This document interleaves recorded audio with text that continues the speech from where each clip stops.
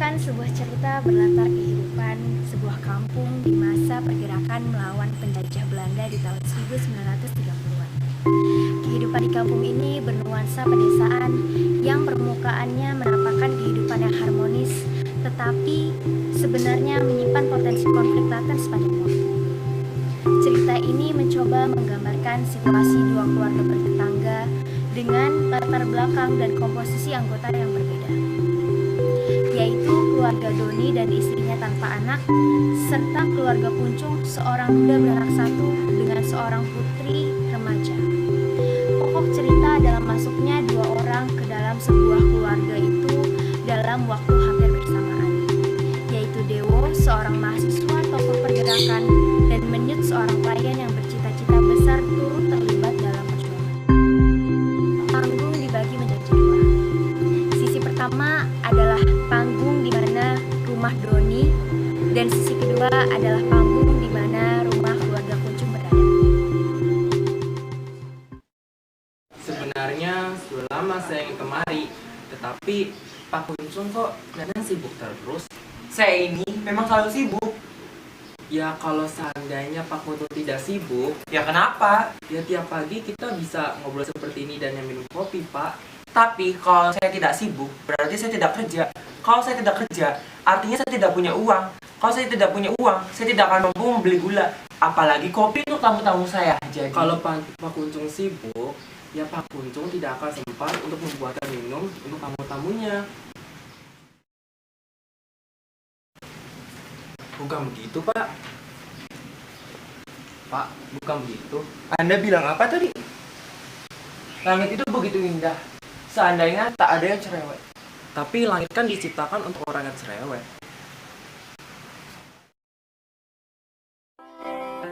Lestari alamku, lestari desaku, di mana Tuhanku menitipkan aku, nyanyi bocah-bocah di kala purnama, nyanyikan pujaan. Di sini Radio Republik.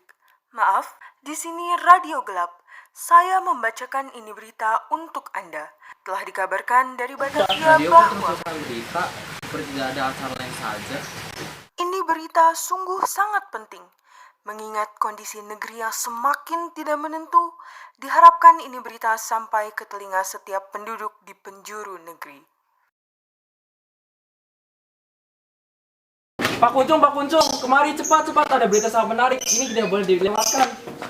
Kenapa? Ini berita sungguh sangat mutakhir. Kita harus mendengarkannya. Mana ada berita mutakhir di zaman seperti sekarang ini? Sudahlah, tumben Pak Puncung bicara seperti itu. Cepat! Ayo cepat! Pekerjaanku tidak hanya menunggu kalian. Ayo. Siap! Siap. Ini berita sungguh sangat penting. Tidak boleh dilewatkan begitu saja. Dikabarkan dari Batavia, sejumlah pemuda dari seluruh negeri telah mengadakan kongres kedua dan melahirkan kesepakatan untuk sama-sama bersumpah. Pak, apa saja kerjamu di situ? Pagi-pagi sudah mamu tak ada guna. Siapa itu? Istri saya. Sebentar ya Bu, ini ada berita penting. Gerakan emansipasi semakin merajalela. Iya, tapi mana beritanya? Saya mau mandi dulu. Saya ulangi. Seperti dikabarkan dari Batavia, sejumlah pemuda dari seluruh bagian negeri telah Sejak kapan berita lebih penting dari masalah rumah tangga? Apa? Dulu kan saya pernah bilang, istri mengurusi yang kecil, sedangkan suami mengurusi hal yang besar. Apa itu? Istri mengurusi hal rumah tangga. Tugas suami mengurusi hal besar yang seperti memikirkan bagaimana supaya negeri ini menjadi yang lebih baik.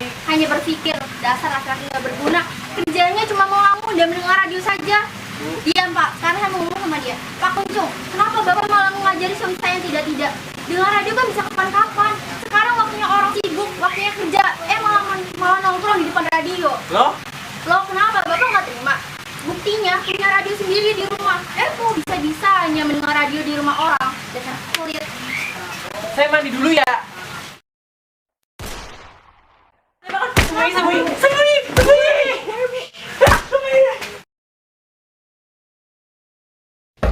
Ini Permisi, nuhun sewu. Halo, siapa saja?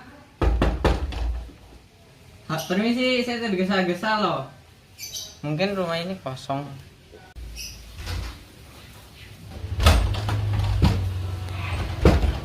Loh,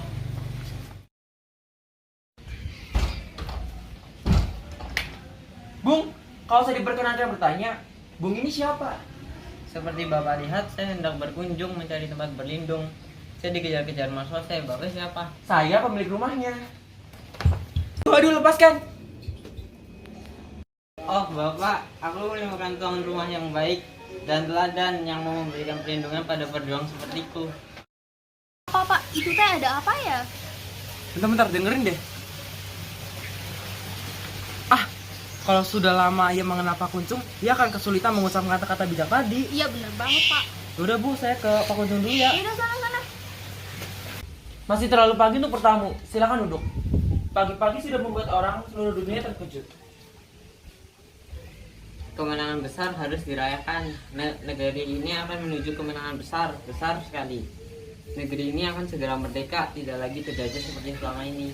Kemenangan bagaimana maksudmu? Company asli yang bermental company akan terusir dari negeri ini cepat atau lambat. Kamu siapa? Jelaskan sejelas-jelasnya. Perjuangan kemerdekaan, saya mengusir segala bentuk penjajahan tanpa membedakan warna kulit. Sebaiknya kamu pergi. Rumah ini akan segera demam jika mencium bau-bau revolusioner macam kamu. Sudah Pak. Sabar sebentar. Tampaknya anak muda ini membawa kabar yang menggembirakan. Sangat menggembirakan kecuali bagi orang-orang yang... Saya tidak percaya.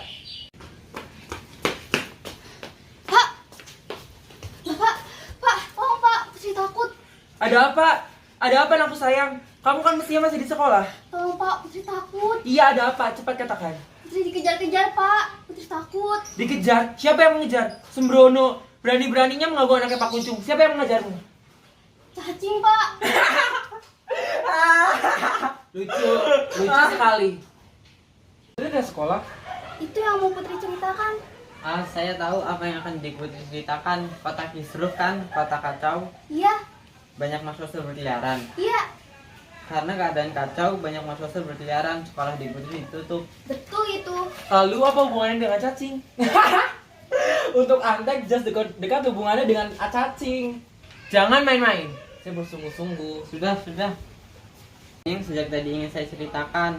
Mari semua duduk, kita bicarakan santai saja. Silakan. Di Putri, kalau masih kaget, silakan ambil minum sendiri atau tidak usah minum. Karena peristiwa ini penting bagi sejarah. Di Putri sebagai pelajar wajib mencatat peristiwa ini. Company sedang sewot, mereka sedang mengobrak-abrik seluruh pelosok negeri ini. Gara-gara para pemuda mengadakan long dress apa-apa gitu. Pokoknya perkumpulan di Batavia, Mas Rose sedang mencari oknumnya. Ngomong-ngomong, apa di sini ada mata-mata?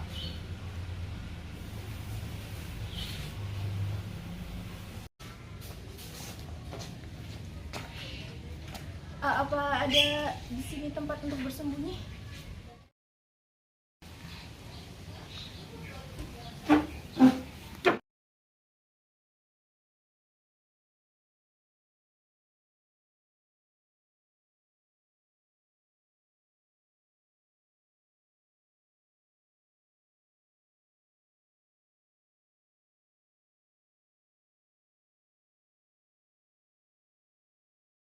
Boleh saya minta minum?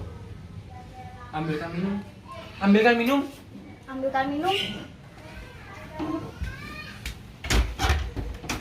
Saya kan tamu, kok disuruh ambil minum?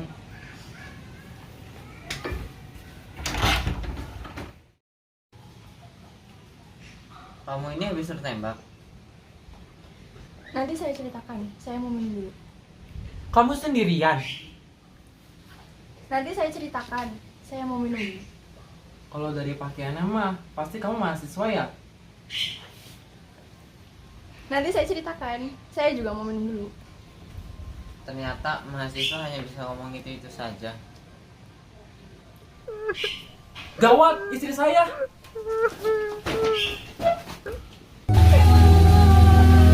Aduh, kamu kenapa? Kok menangis? Saya nggak diperhatikan sejak tadi. Saya ini juga diperhatikan, Mas. Tapi Tapi apa? Apa ada masalah yang lebih penting? memperhatikan. Saya akan sekarang selalu memperhatikan kamu. Awas, minggir. Awas ya kalau kamu pergi lagi. Saya mau masak dulu.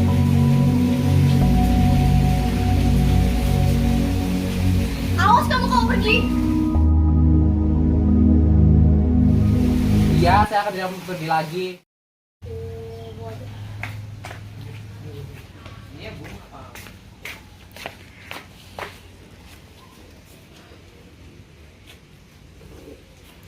Ya, sekedar masalah dalam rumah tangga.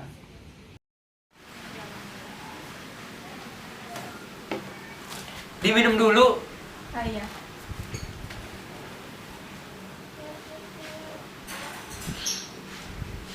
Sekarang langsung ceritakan apa yang sudah terjadi.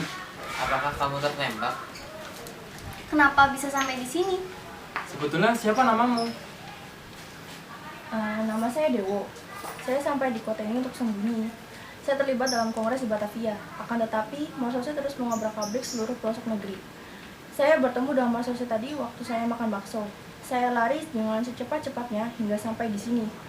Kaki saya tersandung batu di sana dan merah-merah di celana. Ini adalah saus bakso yang tumpah. Saya tidak tertembak. Saya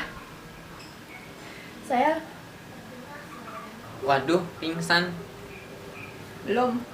Sudah, sekarang waktunya Dewo bercerita tentang tujuannya kemari. Ya Dewo, ceritakan saja.